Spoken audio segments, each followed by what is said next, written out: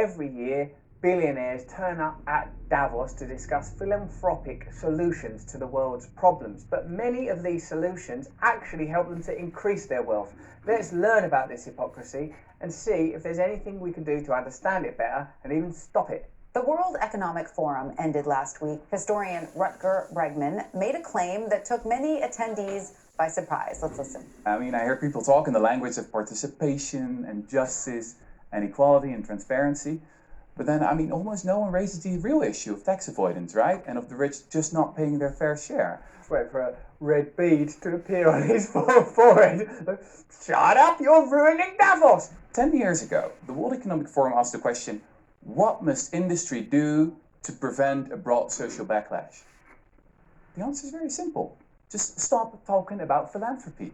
Would you mind leaving immediately? We can talk for a very long time about all these stupid philanthropy schemes. We can invite Bono once more, but come on, we gotta be talking about taxes. They won't be having him back next year. Alright, well, thanks for coming, mate. Next year at Davos, I think we'll have someone who plays by the rules a bit and sings from the same hymn sheet. Not comes in here and takes the piss out of you too. The world has more than 2,000 billionaires. Many of them are being asked to give half of their fortunes to charity. The Giving Pledge was created by Bill Gates, his wife Melinda, and Warren Buffett. A decade ago, Bill Gates and Warren Buffett, and we're only mentioning them because they're famous billionaires. A lot of billionaires, they're faceless. I don't mean literally, although possibly they are. I mean in the sense that it's difficult to get a handle on them. But Buffett and Gates organised the Giving Pledge to inspire their fellow billionaires to donate money to charity. What it led to, a decade later, which is where we are now, the reality is that billionaire wealth has increased by 95%. They pledged, when they came up with the Giving Pledge, to give away half. Instead, their wealth has almost doubled. So the pledge was, give away half. The reality was, it's nearly doubled. What's gone on with this pledge? And how can you create a giving pledge that involves so much taking? The US Treasury estimates philanthropy will cost it $740 billion in lost tax revenue over the next decade. So how do they set up these kind of Philanthro-Capitalist funds?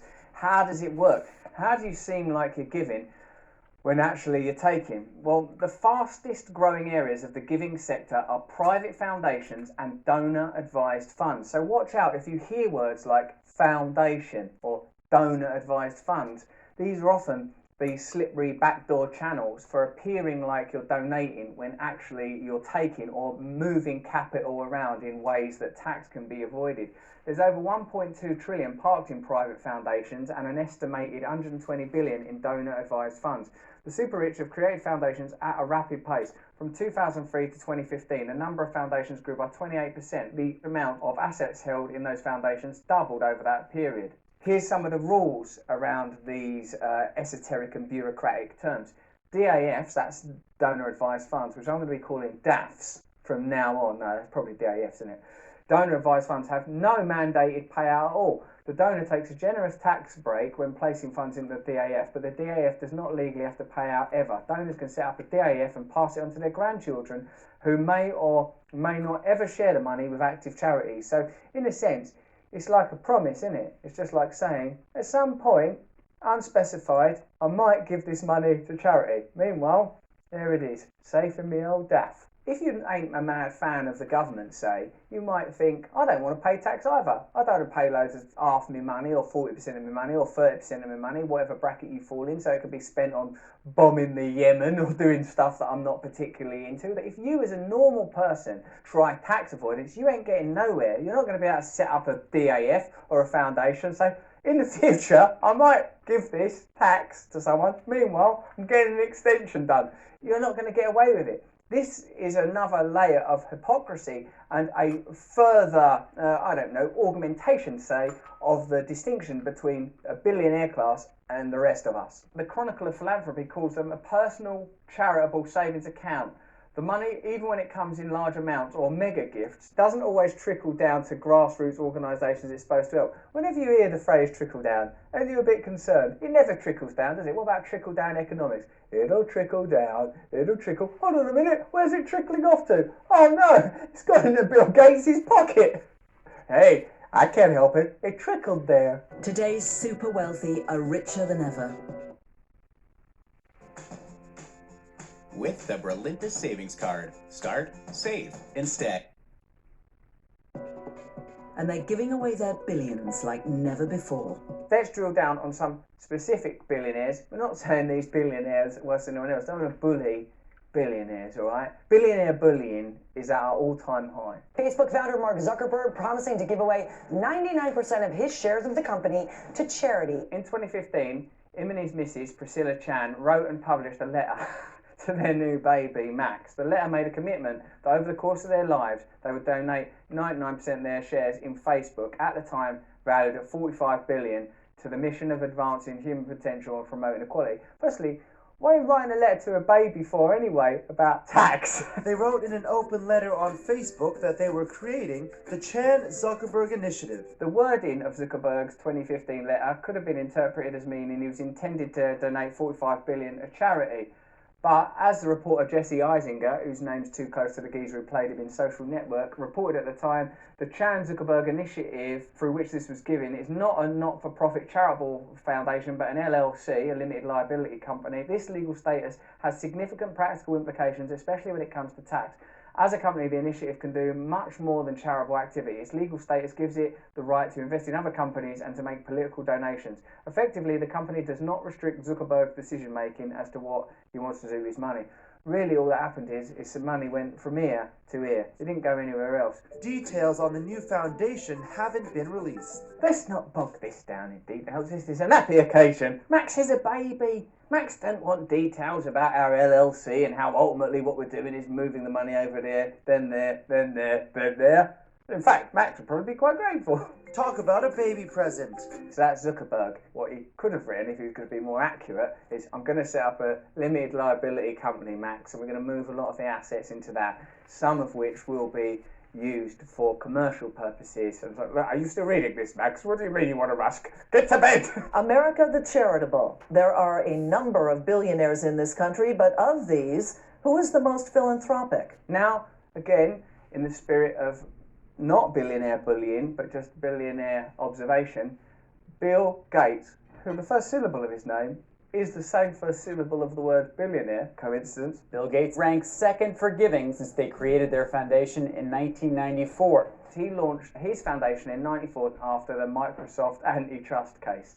Is that to do with that little paperclip guy? That paperclip? I never trusted him when he used to pop up. Hey, why don't you try opening a document? Gates has invested $36 billion into this foundation he set up in 94, which has a value of $46 billion, and him and his wife exercise total control over it. The foundation has given away $23 billion in charitable grants. These gifts include billions in tax-deductible donations to companies in which Gates is invested, like Merck, GlaxoSmithKline, Novartis and Sanofi. If someone says I'm making a charitable donation and it's to GlaxoSmithKline, I'm going to think, well, hold a minute, ain't that a big, massive company? That's what's interesting about this, is it places the power in the hands of the already powerful and diminishes the power of, for example, the state to impose wealth distribution. There's a lot of talk now about breaking up these monopolies, and it seems that this is a necessity because as long as they have the power they do, you can't rely on them to make decisions that are going to do anything other than stay in alignment with their raison d'etre, the accumulation of profit, service of their shareholders. In fact, the jokes I was making about billionaire bullying, they're just, as far as I'm concerned, human beings like you or me. They're born, they're going to die. But the systems within which they operate advantage particular mindsets and behaviours, and unless they fundamentally alter, which they will not do as the most powerful people benefit from them staying the same, then you're going to perpetuate these systems.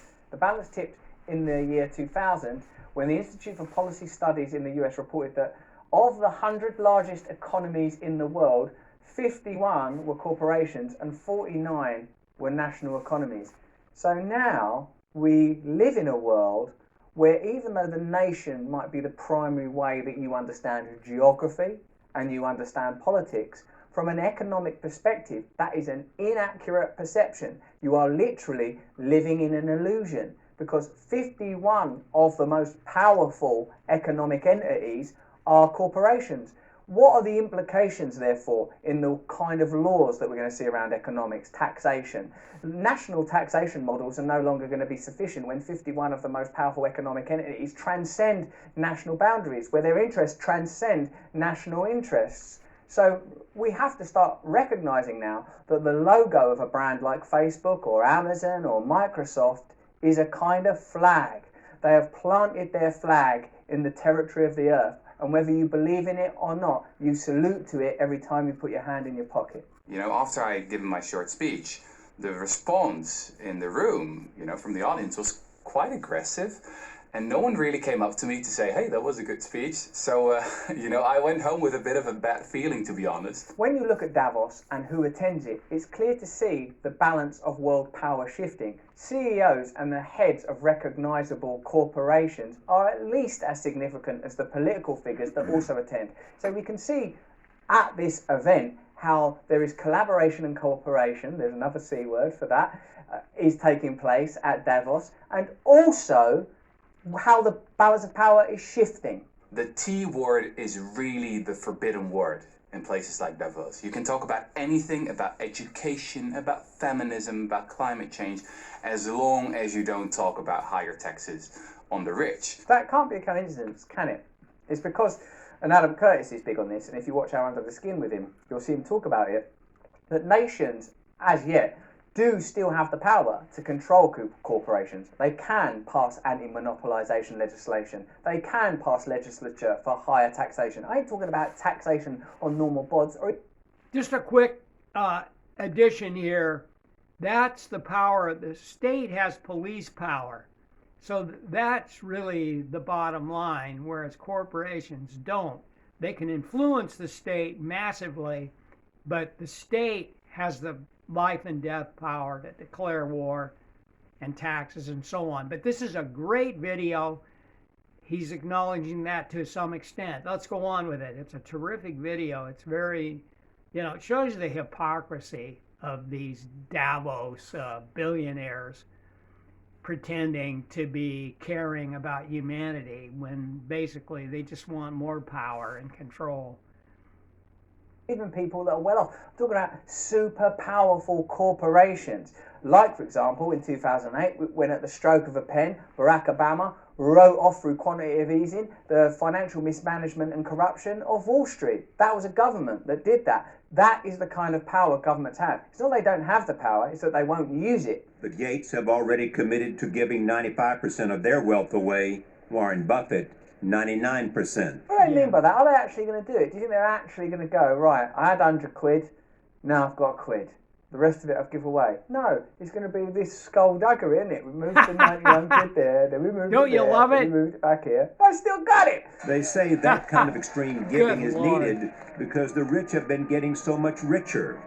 Tech innovations and rising global markets have produced vast fortunes not seen since the Industrial Revolution. There's a terrible problem with capitalism. These elites have risen to the top, create these sort of uber powerful figures that have got much more money than everyone else combined. Who should we turn to create a solution for it? Them? No! Not them. We've seen what they do already. The $45 billion giveaway was applauded by some big names. Melinda Gates wrote to Max Zuckerberg, "You are lucky to have such an amazing mom and dad." You can't have Mark Zuckerberg and Bill Gates and all these people in charge of wealth distribution. They're experts in wealth accumulation. Just one more thing. How can anybody forgive the censorship that is taking place on YouTube and Facebook and the other one? I don't use it. It's just unforgivable. Tyrannical. If you want some advice on wealth accumulation, they're the people to go to. But if it's wealth distribution, you've Twitter. got to go to someone with a little bit more objectivity, I would say. What conditions are there? I mean, can they say, yes, I'm with you, I'm here, but I want to give it to this institution or that institution? You don't care what institution you give it to. No. Yeah, Zero. in fact, we're not endorsing any flavor of philanthropy. We celebrate the diversity of philanthropy. The American dream is anyone can make it. Celebrate The problem diversity. with a myth like that is, one, it ain't true, not anyone can make it, and two, it suggests that if you aren't a billionaire, it's somehow your fault, and that it's laudable and admirable to accrue obscene wealth. You can't really, though, call a nation, a society, when the three richest people have as much money as the 50% of the poorest people. That's no longer a society. There's no longer a relationship between them. You may as well accept the truth that some of us are under this flag, the flag of corporation and the transnational globalist privilege that it represents, and others are under this flag, a tattered, battered, decaying rag that stands for nothing but inequality and exploitation. One panel hidden away in the media center that was actually about tax avoidance. I mean, it feels like I'm at a firefighters conference and no one's allowed to speak about water. I suppose then, if the point of Davos is to come up with solutions, one of the things they might consider discussing next time is the breakup of monopolies and the taxation of the extreme wealthy, and placing that power in the hands of nations, states, governments, better yet, ordinary people, rather than in the hands of the people that are set to gain most from things staying the same. If you enjoyed that video, please like, subscribe, set up the notification bells if you're crazy and you want it ringing in your ears, and please go over to my mailing list and sign up on russellbrand.com to receive things directly from me should something ever happen to our direct access to you. Also, I've got a book coming out, Revelation, in which I talk about the spiritual principles that underwrite my personal transformation and transition. There's a link here to the pre-order. Most of all though, thank you very much indeed for watching this video. I appreciate your time. There you go. That was a good one. Thank you for watching it here.